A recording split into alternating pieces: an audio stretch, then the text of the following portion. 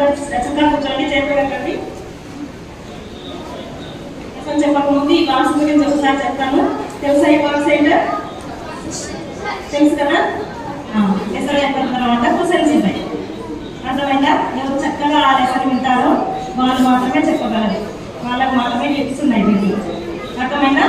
Questions ఉంటాయి, గర్ల్స్కు బాయ్స్కు separate. సరేనా? చేతులు పెట్టండి. అందరూ ఆన్సర్ చెప్పిన వాళ్ళు అల్లరి చేస్తే కూడా క్యాన్సర్ అవుతారు.